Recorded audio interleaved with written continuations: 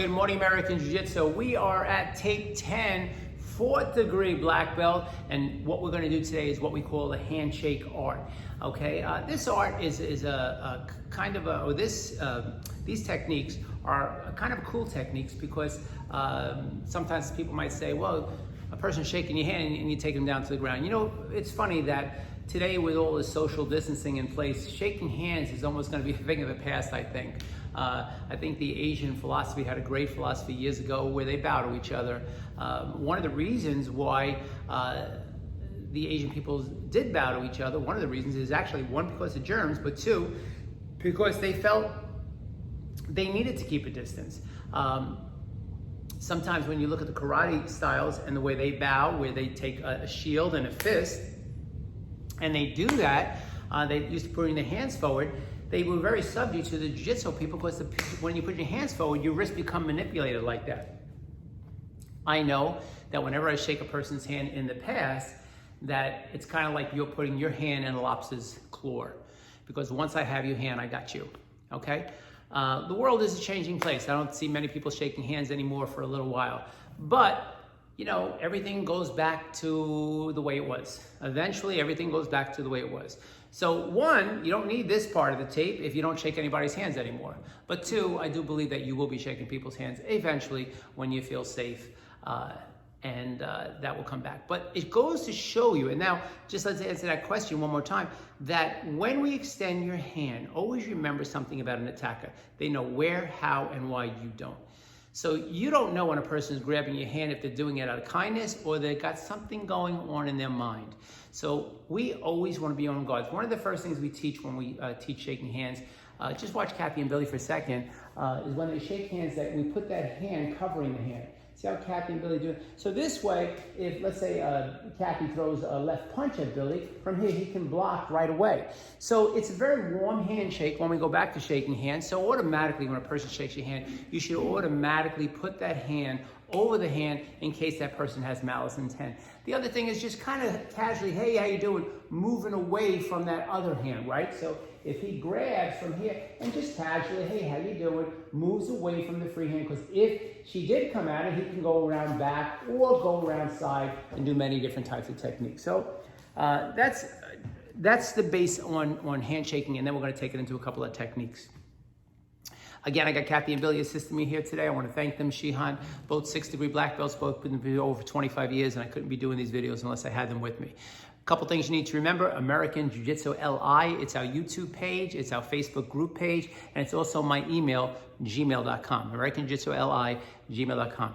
AJJ Centers is our website. It'll give you all the virtual codes for our Zoom classes, which we have 6 days a week. I post videos 5 days a week, Monday through Friday.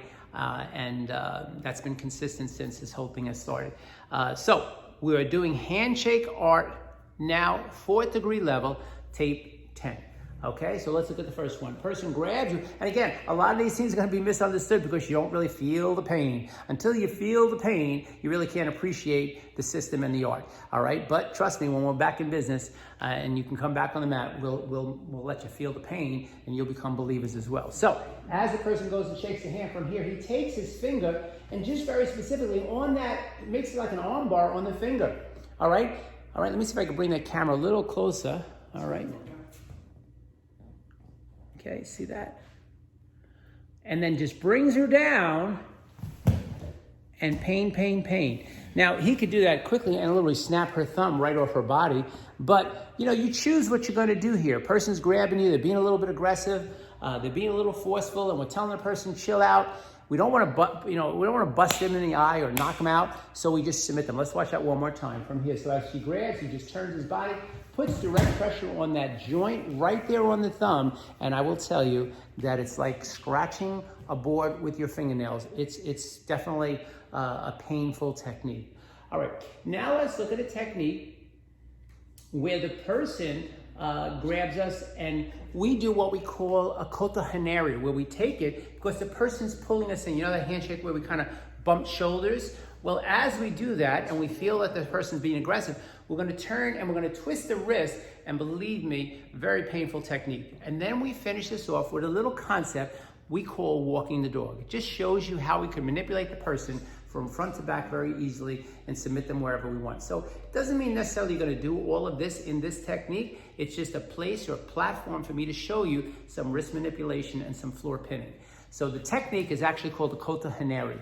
So as he grabs it and she pulls it, he turns, he drops, boom. As he takes that technique right there he's doing is called the yubi-dori. He has pain on the fingers as he extends the hands. Now from here, he's going to walk around, grabs like with that kota giesh move, just turns it and automatically makes the body move 1.5 times on the ground. He follows it down with what we call a kanoa giesh, and then he can lock her up with a manipulation on the arm and do a shoulder pin. Let's look at that one more time. All right, so from here, he turns into it, kota haneri. From here, he extends the hand. He goes all the way around, twists that wrist 1.5 times, the body turns, goes right to that kanoa gieshi, and slides right in to that elbow lock, arm bar lock. Great technique. All right, the next technique is what we call, the person's gonna, this is the technique from my background, where they kind of grab you in that old 70s grab, which I think is coming back. All right, that palm to palm grab. And what we're gonna do is we're gonna tie this into a technique that we did a 3rd degree black belt, and we actually introduced that purple black into a mochi mawari. So from here, as she comes out, boom, he takes, comes around and here. So that's the technique where they're kind of grabbing you like, like so, okay? They're grabbing you like so. A lot of different ways people shake hands, all right? So watch that again. As he has that from here, comes underneath, takes the hand and here. So again, what's happening here is the person is shaking your hand. We think with good intent, and somewhere along the line, we find out it's not. One thing you got to remember about life and martial arts is you got to trust your instincts. How many times have you said to yourself, I knew that was going to happen. I should have reacted. The last thing you want to do is shake somebody's hand and they pull you into punching you in the face and you're like, oh my goodness, I can't believe that happened. I don't say that you should think that every person who touches your hand is going to punch you in the face. But what I say is that when you awake in the morning is when you have to start being prepared. One of the things that we teach at American Jiu-Jitsu, one of our philosophies, is a word called Zansheng, and that means total awareness. Doesn't mean you're paranoid. It means that you have to be aware of your environment all the time. Most people say all the time, I knew that was going to happen. Well, you knew it was going to happen because you didn't trust your instincts. You stopped believing in, there is no such thing as a coincidence. Everything happens for a reason. So I'm not telling you to be paranoid. I'm telling you to be aware. So when you reach your hand out and extend it to somebody, hopefully their intention is good. But if it's not, we're ready. And that's what I'm talking about. Let's do one more technique. This technique is, again, a technique that really shows the ability to manipulate and maneuver a person 360 degrees without ever leaving your base.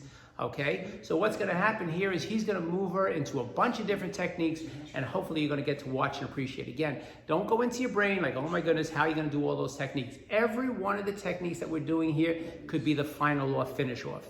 It's like a bullet from a gun. You might not need that whole magazine. Each bullet might be the end scenario. All right, so here's what's going to happen. He grabs, he goes to the outside, he has an armbar. So he could end it right there if he wanted to. He has an armbar, and he has what they call the yubi-dori, finger technique. From here, he brings her all the way around. Notice how he's not moving. And now he could stop right there. He could do an Ippon Sayonari or a Taiyatoshi right there. He could throw her. But we're showing the ability to manipulate. He brings her around. He has a muchi right there. He brings her right down to the ground, pins her to the ground, uses the mat as a base, and now also has the fingers pinned to the base of the mat. All right, let's look at that one more time. So from here, he extends the hand, goes to the outside. Takes, brings her all the way around into, keep going, muchi, okay, brings her all the way down and pins her right down to the ground and locks her up. So that is the part of the art, which we call the handshake art. A couple of techniques for you to think about, but remember the main thing is, if you forget everything else, when a person grabs your hand, always put the hand on the top of the hand. It's a very warm gesture, even if you got gloves on, okay? And always be aware of where that free hand is. Like I said, it's not a paranoid thing, it's awareness, okay? I would like to say that this part of the system might be on hold for a little bit until we get more socially acceptable to shake other people's hand, but it's still something you want to know. Remember, it's a crazy times out there. People are marching down those streets. We got to leave our house with masks on. We have to put gloves on. It's the new normal. I believe very quickly after we get back to life that everything will come to a good place. And more importantly than ever, you got to train in the martial arts. whether or not here, someplace. You got to learn to protect yourself. It's a given right.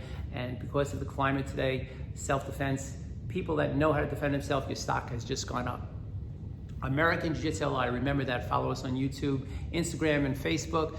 Our website is ajjcensus.com, and our email is americanjiu-jitsu-li@gmail.com if you have any questions. Again, I want to thank Kathy and Billy for always assisting me with these tapes, and I hope you're staying home healthy and safe. Hope to see you after July 15th. We're hoping for Phase 4 to reopen up the studio, but in the meantime, stay home, stay healthy, stay safe. Thank you for watching. Next tape is on its way. All right, have a great day, people.